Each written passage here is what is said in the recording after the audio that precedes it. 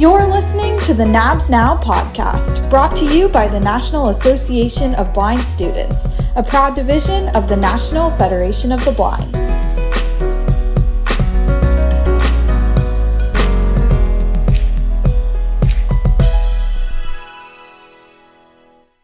Hey everyone, and welcome to the NABS Now podcast. I'm your host, Nina, and I'm so excited to give you a little background on our topic for this month's episode. So I know we all know that our finals are coming up, and I'm inserting a cringe here. I can feel it, even though you guys are all listening from all over the country. And it's very important during times like these, and not just now, but always, to engage in some self-care and even some mindfulness. Our brains, believe it or not, and I'm sorry to go psych major on you all for a minute, actually physically change their structures based on the stress we put ourselves through and our environments, and we call that neuroplasticity. So I won't go too much into neuroscience stuff because that's not what we're here for, but just keep in mind as you listen to this episode that what you do today, tomorrow, and the next day really does have an effect on the longevity of your brain, and depending on what you want to do with your life, that can be a big deal. So in order to stay healthy, happy, and mindful of everything going on, we're going to have an episode today dedicated to self-care, how to do it, when to do it, some ideas for doing it, and stick around to the end because one of our special guests is actually going to lead us in a mindfulness exercise to give you a little taste of what you could be doing at home. It takes maybe 2 minutes at most, and you'll definitely feel a difference. So let's jump right in.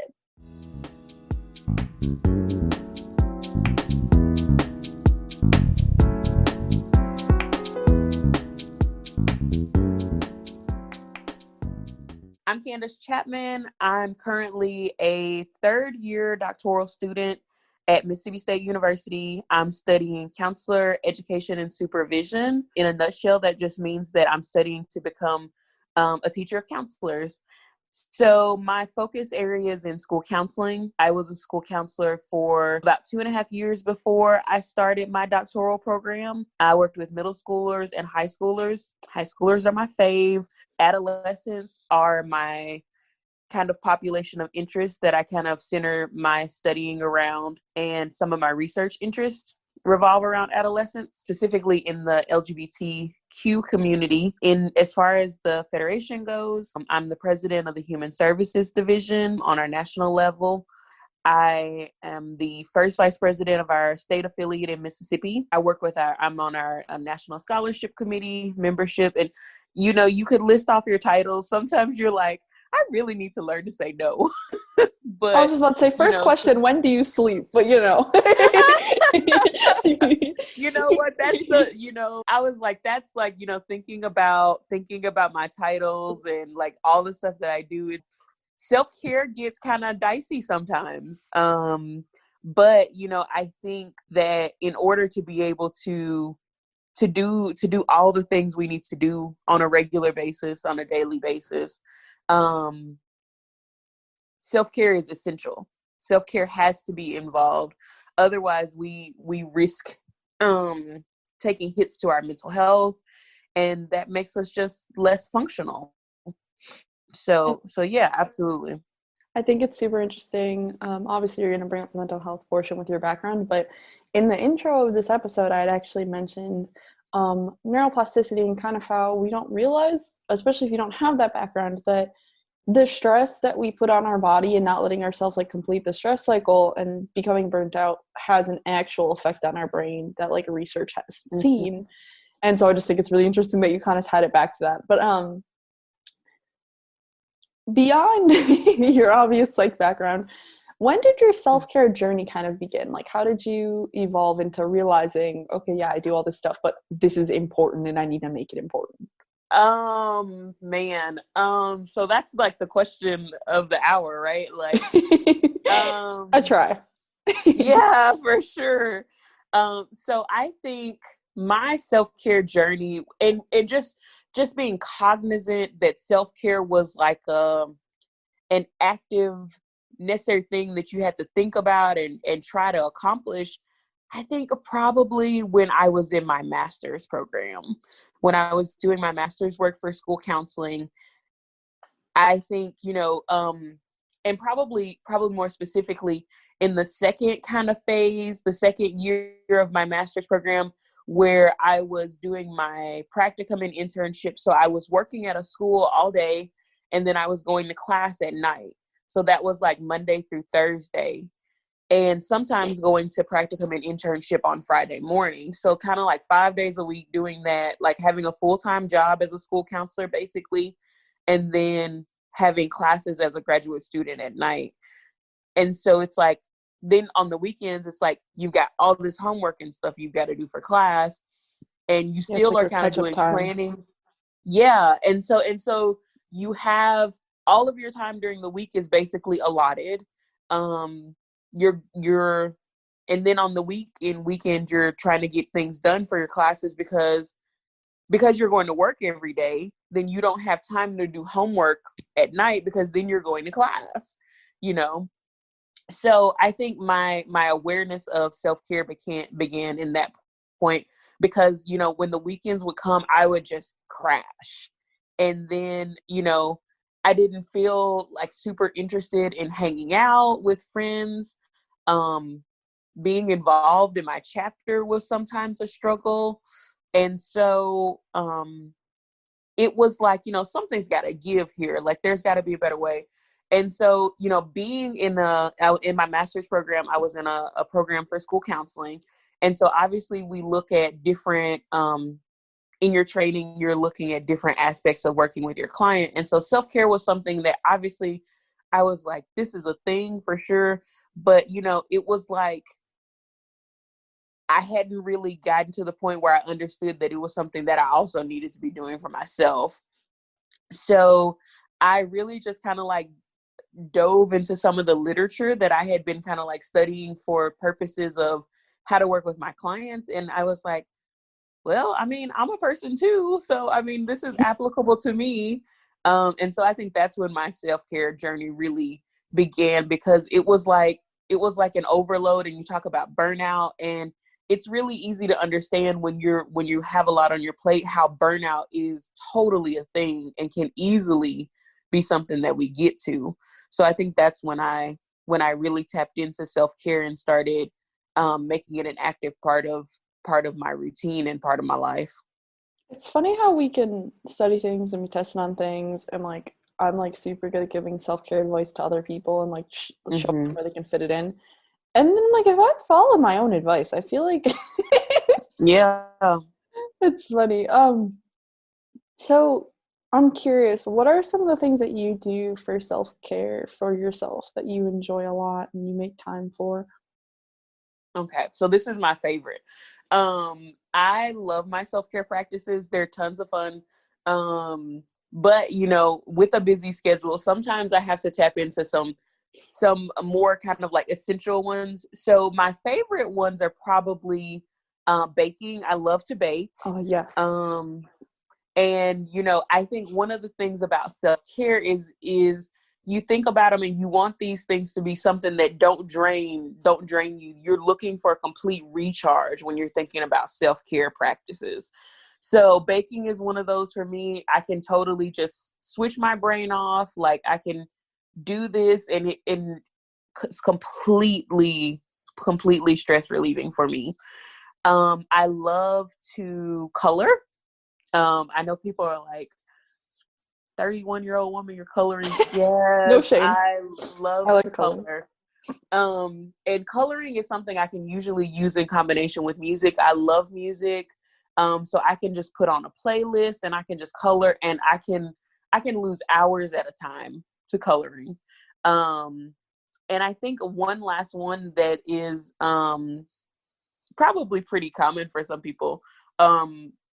I have gotten more into television and watching TV shows. By nature, I'm a bibliophile. Like, I'm totally a book reader. And yes, the book was better than the movie. But you know, as I am finding like things to kind of put on while I'm doing research and those sorts of things, I'm getting more into TV. So lately TV shows are a good self-care routine for me, because they allow me to kind of just switch off. take like an hour or half an hour break, and kind of then get back to what else I need to be doing. And then some of like the essential things, I think just sticking to a routine for me is a good self-care practice, because when I get off my routine, then everything tends to be a little more hectic. And I crave the structure of sticking to my regular routine.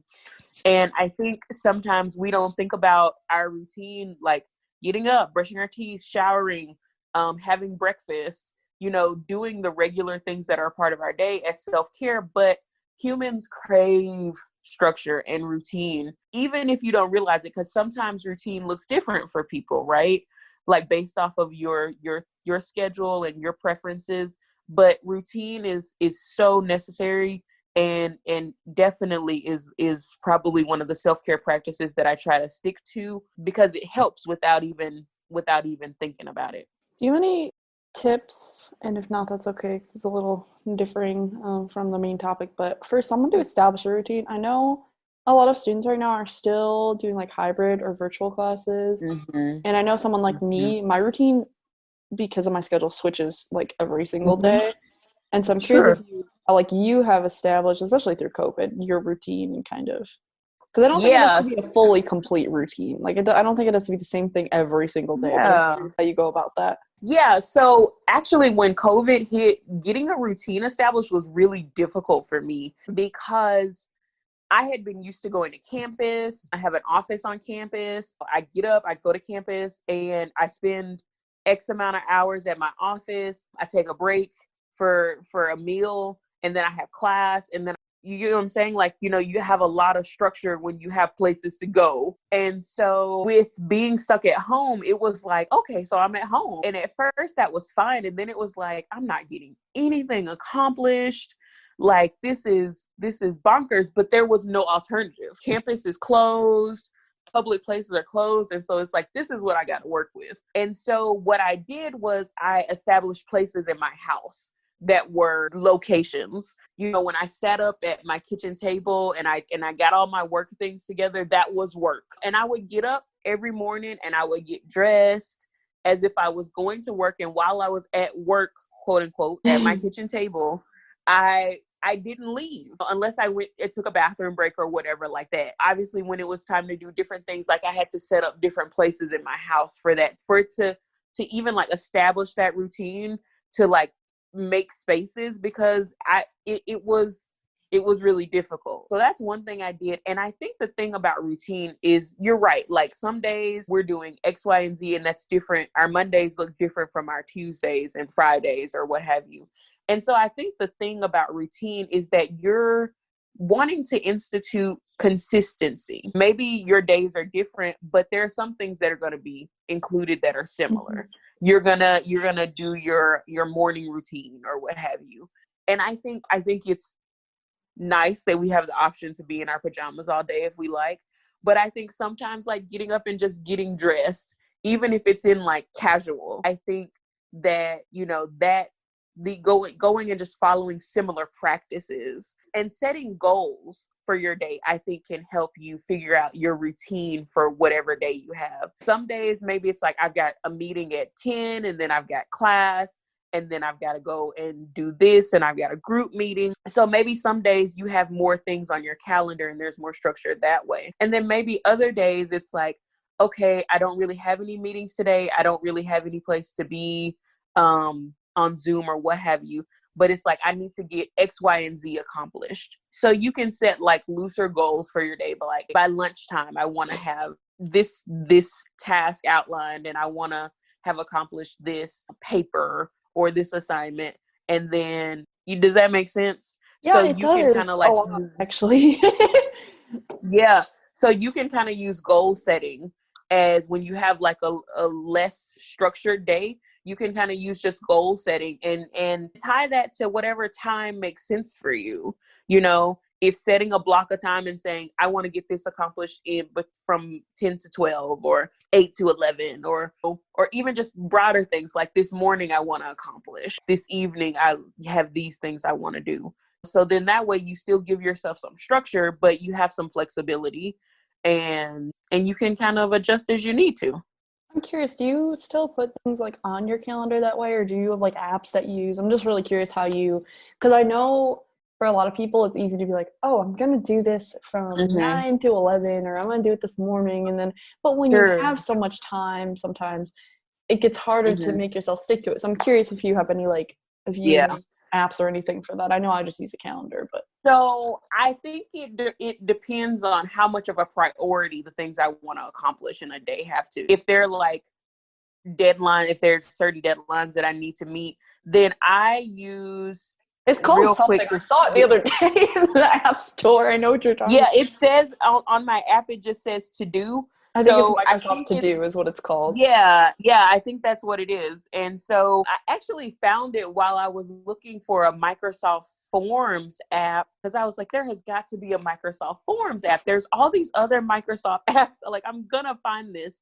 And so I ended up just scrolling through the app store with all the different Microsoft options. And I found it, and I really love it because it makes a little sound when you check off a thing. And that's like a small thing, but it's like a motivator for me, because I'm totally like a pen and paper lister type person too. So I like the actual effect of like crossing something out. And so to use the app, like having that sound makes it feel similar to actually crossing something out. So I use that when I have like deadlines and they're time sensitive things. But otherwise, I have a big dry erase board on the wall that I use. So if there are things that I want to accomplish, I'll just make a list, and I'll put it up there. And as I accomplish things, I'll just kind of cross through or erase them. And so if I don't have any hard deadlines, that's kind of like how I structure my day around that. And I also take that time to kind of like give myself a break, to kind of like ease up on myself some, because I'm like, okay, these are kind of things that we wanted to accomplish today, but if we didn't get to them, like, it's not a big deal. Yeah, just prioritizing them.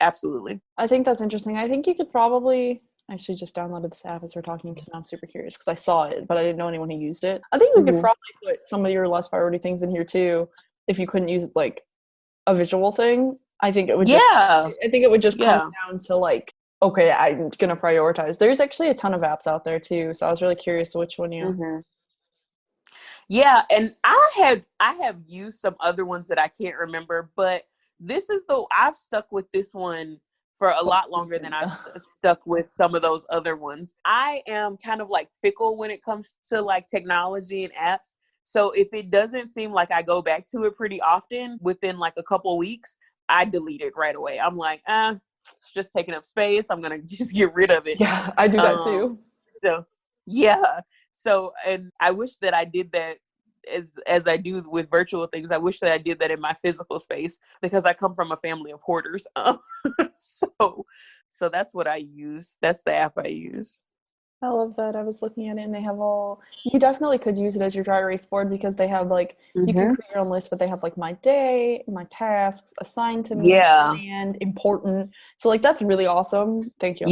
With this today, I really, when you think about doing like action items with different groups of people, I actually picked that up I serve on the Blind Incorporated board of directors, and I picked that up from Jennifer Dunham. We always have action items when we have board meetings. And so I started incorporating that into other groups that I meet with. I'm like, okay, so what are our action items?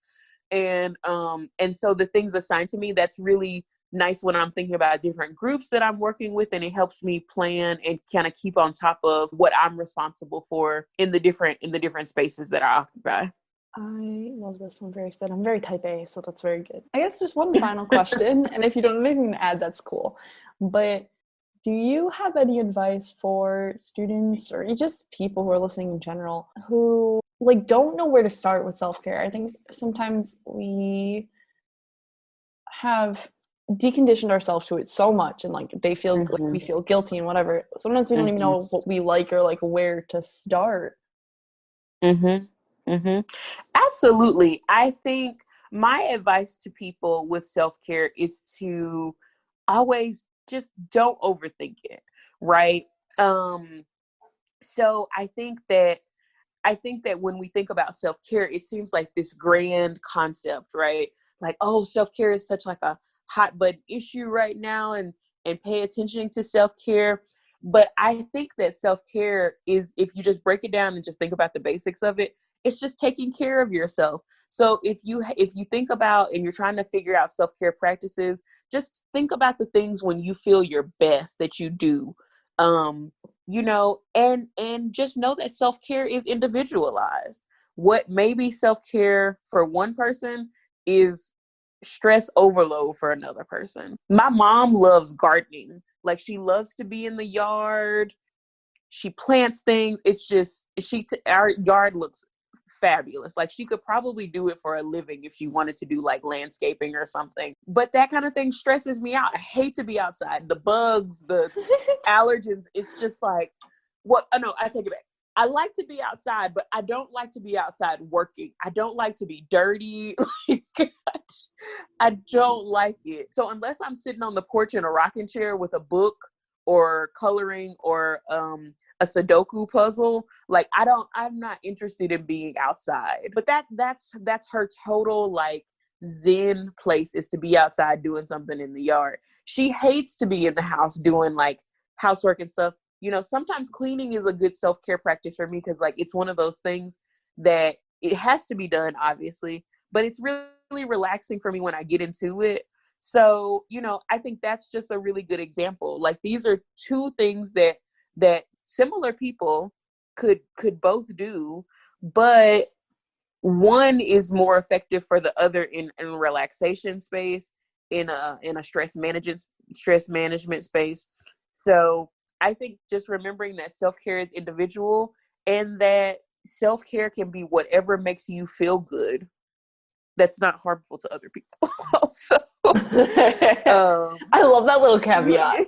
Like, yeah, as long as you gotta include. You gotta hide any bodies, you're fine. Yeah, you have to include that caveat, because there are people who are like, well, Candice said, and it's like, okay, within reason. I love that. And so I think that's always my advice to people who are looking to incorporate self-care routines, who don't know a lot about self-care. Exercising is something that we're all encouraged to do, but for some people, it's it's like, okay, this is a task. I have to do these things. But for other people, like, that's the recharge. They're like, yeah, I feel wonderful when I exercise, when I run or walk or whatever. Animals are really good self-care for some people. For others, animals are like, get that thing away from me. Like, I cannot believe you brought that thing into my house. So, I think that's one of the major things that I try to tell people about self-care. It's the stuff that works for you. It's the stuff that you think of when you're feeling relaxed and you're winding down and just at peace. I think those are the kind of self-care things that you can think about and kind of like draw upon. The other thing I would say about like finding self-care activities, and I think the great thing about COVID, people are like, there's a great thing about COVID. There are so many online experiences right now. I was looking the other day, and there's like a whole like meditation retreat that I had observed in the past. And I was like, man, it would be great to go to that. And it's like expensive, and you got to take the time off work and school and all that stuff. But now it's online. And so, no, is it 100% the same? No, but getting those experiences, I think that's been one of the silver linings for me with COVID. But so like just Googling different things that you think you might be interested in, hobbies that people have, and just Googling like self-care activities, you just can help generate some ideas. And the other thing to remember is, if you try something and you don't like it, you don't have to keep doing it. You can have different self-care hobbies and practices. And if you try something that someone recommends and it doesn't work for you, move on to something else. And I just wanted to say, and I know like time. No, you're fine. Take all the time. One thing I wanted to say. Okay, cool. So the one other thing I wanted to say about the guilt piece is that that's normal. That's normal to feel like, okay, I have all these other things to do, and taking a break to watch a TV show feels like I'm wasting my time. But like I'm when that we person, said when yeah. we start, yeah, me too, for sure. Like I had one of my best friends, he was like, but Candice, if you don't ever rest, like how are you going to be effective? And that's just, having those reminders is helpful. But I think when we're thinking about the guilt, self-care, well, like we talked at the top of the interview, we said self-care, this is a brain thing. Like our body needs the rest. It needs the de-stress, because what I think, like we're talking about, a lot of people don't realize the effect that stress has on your body, like physical side effects that over a period of time can cause health concerns, mental health concerns. So, because when you're stressed, your body's like keyed up, like during that whole period of time. And so practicing self-care allows your body to take a break. Just like you're like, okay, I'm really tired, I need to take a break. Your body's like, hey, let me off the hook from this stress for a minute or two. So that's one thought that I wanted to make sure that I addressed. Well, I want to thank you for being here with us today. You have given so many amazing tips, and I'm going to be very excited to start using my to-do list app now, because I'm also a very list-oriented person, and obviously sometimes, like when you're blind, or even if you do have some residual vision, like it's not as easy to use a pen and paper list. So now I'm like, oh, cool. And like, I'm excited to hear this complete task sound. Well, and to that effect, like I ran into a friend of mine who lost some vision later in life, and still, she had utilized a lot of like dry erase boards and cork board pinups and different things like that. And so she did, and I mean, it's all about what you're with the time and energy you're willing to put into it. But she had different braille labels, and she had like tactile mark-offs, so that she could put different labels and different note cards and different things in the spaces. So she still kind of got the same feel, but it was kind of like an alternative tactile way to have like a dry erase board, something to kind of like just get up from your desk and go and like address and put your hands on. So that's a thought. But again, it's kind of like the effort you're willing to put into these things. And I know that we're in a virtual space, so sometimes the virtual option is preferable. Well, I love that tip. I might have to try that myself. Thank you so much for being here with us today. It was really awesome. And we got some laughs in too, which is always good. That's self-care too. Yeah, absolutely. And thank you so much for having me. I really appreciate it. I started out in NABS, so I'm always happy to give back here. Thank you so much.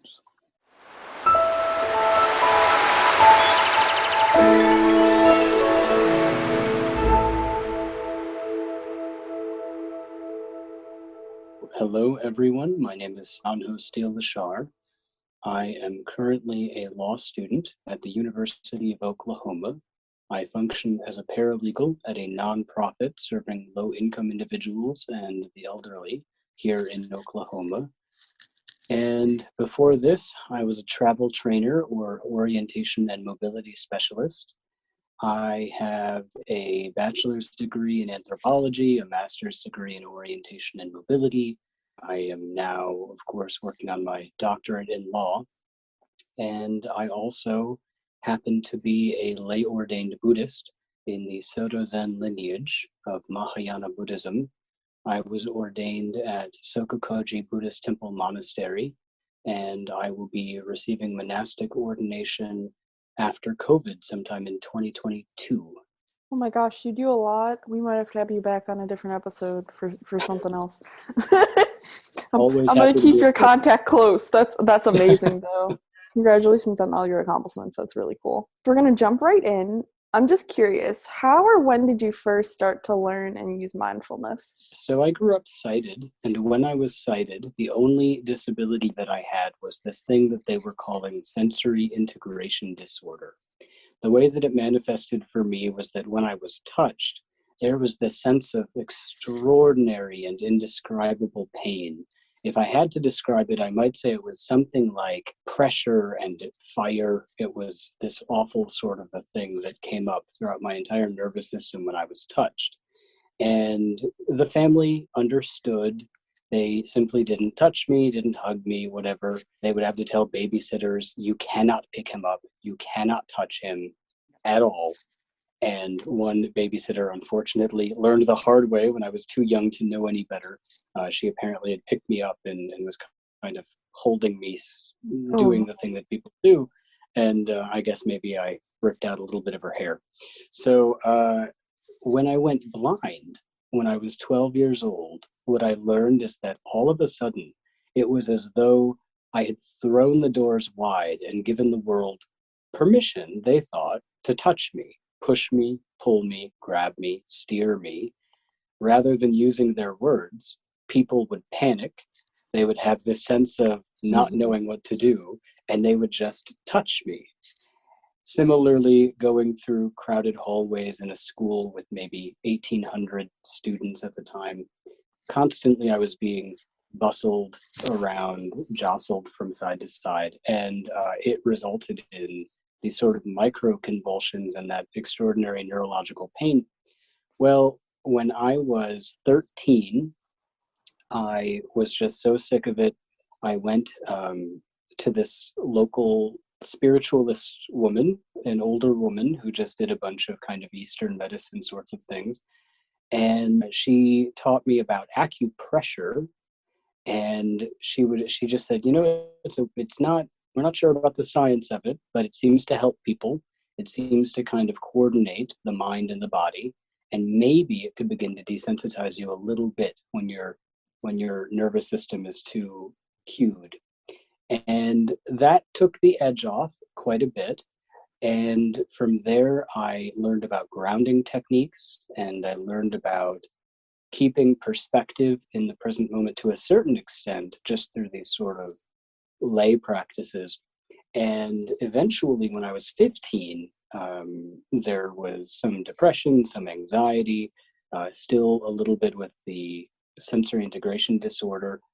And I go to the psychiatrist and he says, yeah, I could throw a bunch of medicine at you, but something you might consider is in tandem with the medicine, also doing some meditation work. And I kind of felt like, oh, that's ridiculous. Well, he just showed me a little bit about how to follow the breath and how to listen to people when they talk and how to have something stable nearby, whether it be a wall or another physical object that you can touch to remind you of where you are. And that worked just as well as the medicine, and sometimes faster, and certainly with fewer side effects. Well, the medicine ended up having side effects that didn't quite work for me, and it just wasn't making sense to continue down that path at that moment in time. So I ended the medicine on his recommendation and continued my very basic meditation practice. And then as I got into college, all of these issues started getting worse and worse. I ended up actually moving back to I had lived in Los Angeles for a time. So I moved back to Los Angeles, and I am living at my boss's house while he is in Europe for 6 months doing a bunch of work. And I just had my eyes removed. So I'm like really trying to learn, how to be a totally blind person and how to deal with my sensory issues and the anxiety and depression. And my boss says, we pay for a 2-week spiritual retreat every year. Whatever you choose to do, just let us know that it's the spiritual retreat you want us to pay for, and we'll pay you to go. So I went, and I spent a little over 2 weeks at a Theravadan Buddhist temple and retreat center in Southern California. And it was very strict. I sat in total silence for about 15 days. I didn't speak to anyone. I didn't touch anyone. I had no technology. Some of those things were easier than others. And I just sat and watched my mind and my body. And it was a transformative experience. That did not end up being the right path for me, but I found an adjacent path which fit perfectly. And I think that from there, I was really able to find some sense of security and stability with a mindfulness practice that made sense to me in the Soto Zen lineage of Mahayana. Kind of curious. So I know that you have gone from studying anthropology to O&M and now to law. How has mindfulness stayed constant for you throughout all of that and kind of helped you? Because you definitely seem to have gone down a few different life paths, and some of them are kind of drastically different from each other. So I know, like, when I was doing blindness skills training, and we worked on grounding techniques for travel and such. And so I'm very curious, like, how you found that has benefited you no matter which direction you decide to take. Exactly. You touched on a wonderful point. As you correctly point out, in O&M, in travel training, awareness is key. Regardless of your cognitive abilities, regardless of your disability set, mindfulness or awareness is so vital to your ability to take in information and then evaluate, what am I taking in and what do I want to do with that? And I think so often in the modern world, first, we're not intentional about what we take in, and then we're not intentional about how we evaluate what it is and what we want to do with it. So in anthropology, a little bit lower key, my mindfulness work was really a deconstructionalist view of there are lots of right answers. Some people might say there are lots of paths to the top of the mountain, but all these cultures have different ways of doing things, and most ways are not particularly right or particularly wrong, though there are, of course, like human rights abuses that are unacceptable regardless of culture. And then in O&M, it was much more about sensory awareness, human perception work, evaluating you as an individual. What are your goals? Truthfully, what are your goals? What are your boundaries? What are you okay with and not okay with? What do you consent to from the outside world in terms of how they help you travel? How do you want to ask for help, receive help, or just do it on your own in a given situation? But I found that so often my blind clients had never had the opportunity to be asked about those kinds of aspects to mindfulness.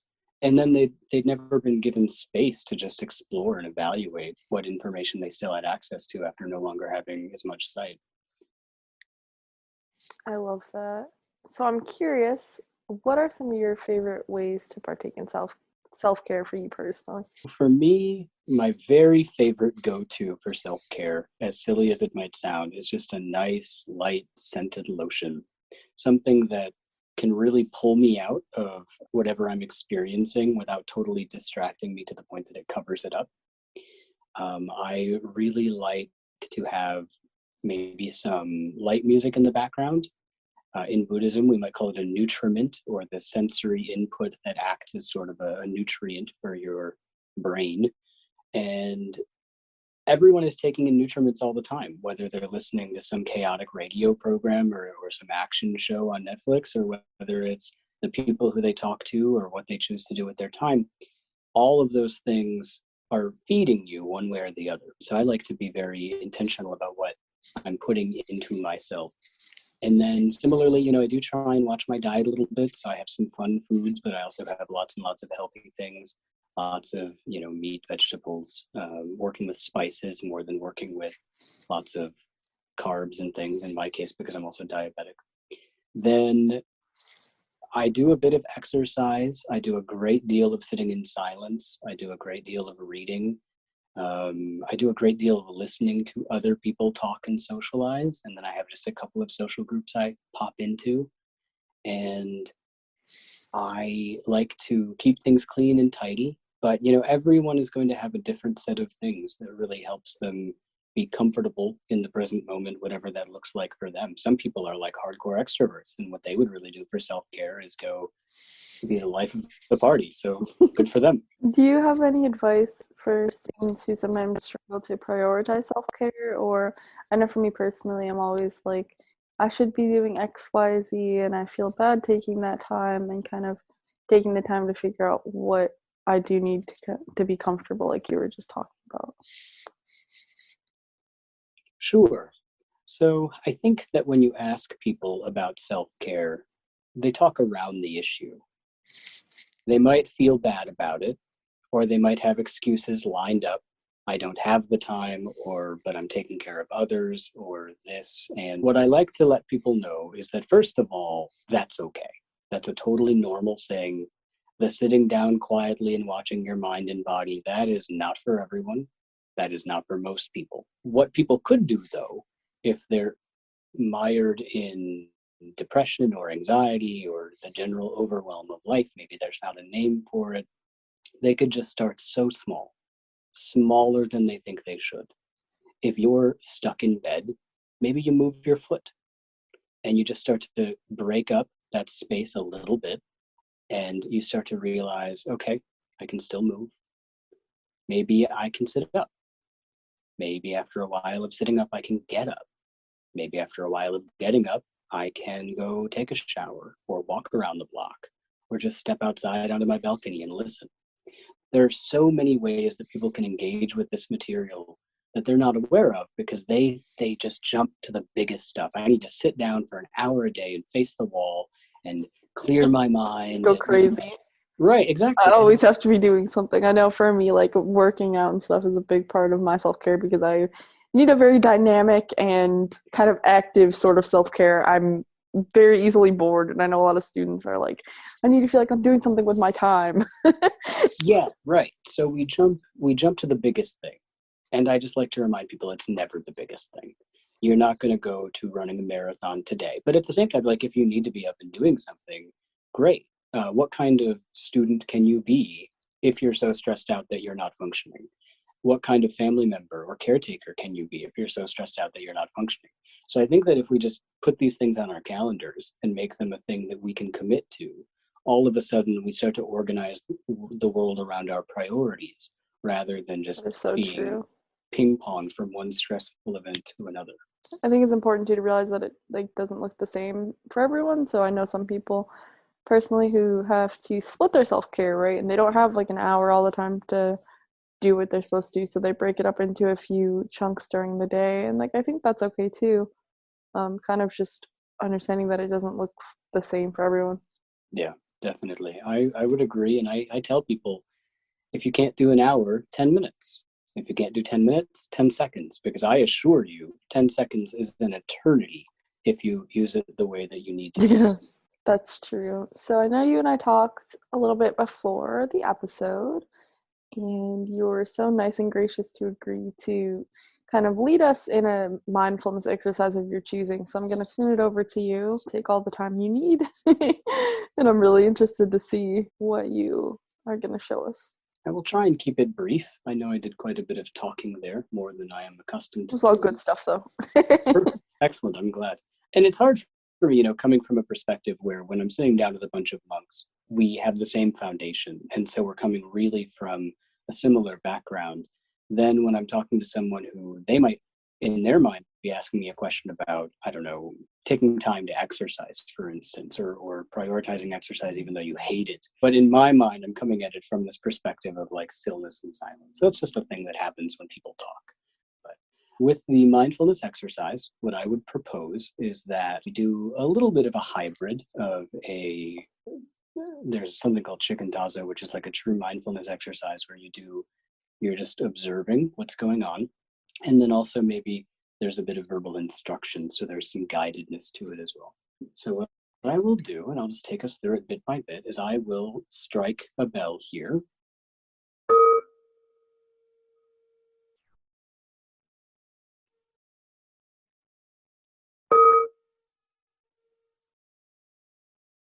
We listen to the sound peak. We listen to the sound fade.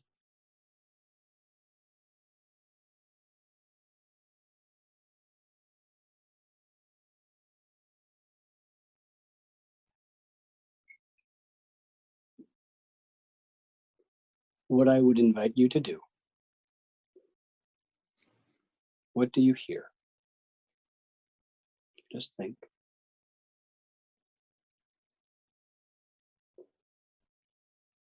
Reach out with your hearing. Whatever you hear.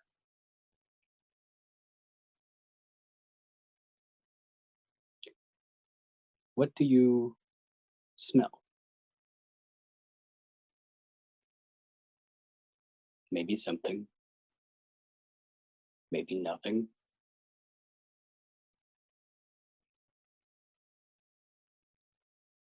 Taste, touch.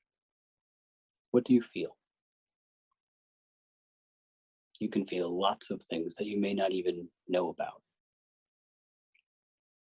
The way that you're sitting or standing or lying down, the way that your body is positioned, stress on some joints, less stress on others.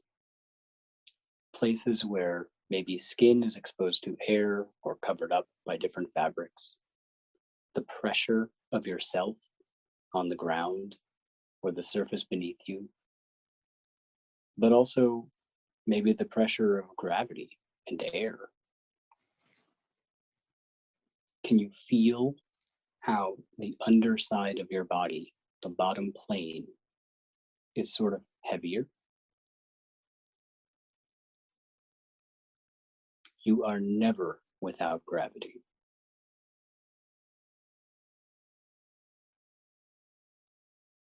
What can you see? Eyes open or closed. Some eyes are none. Is there color, light? Maybe there are objects in the room that you can see visually.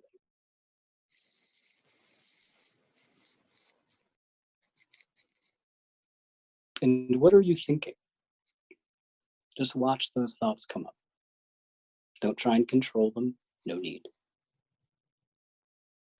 Just observe.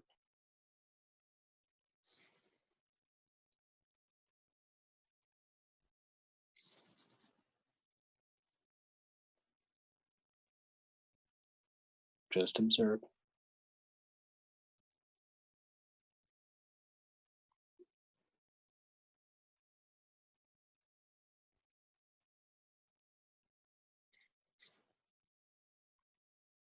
Are you feeling impatient, annoyed, uncertain, ambivalent?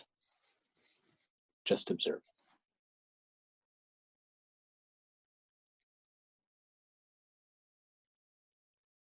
Just observe.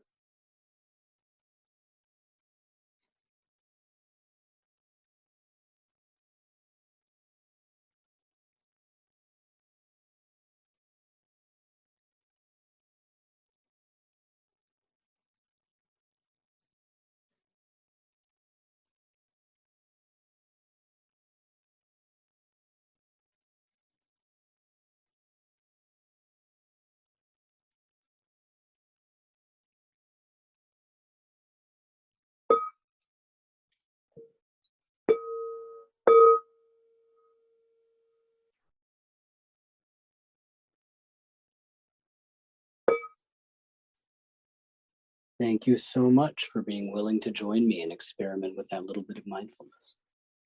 Thank you so much. That was really good. I'm so relaxed now because I was doing it along with you.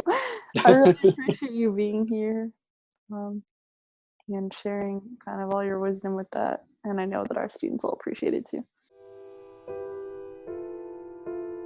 I want to give a huge thank you to Candice and Sanho for your contributions to this episode. I'm honestly amazed that I learned a lot from both of you. Even though I'm a psychology major and we're kind of required to study this stuff all the time, you guys definitely made me think about things I have never thought about before. And I'm sure it's the same with the rest of our students. I want to give you guys a huge heartfelt thank you. And as for all of our listeners, I hope that you take this opportunity to engage in some self-care. Who knows, maybe you could even go listen to the rest of our episodes. I think that would count. And we'll talk to you guys next time.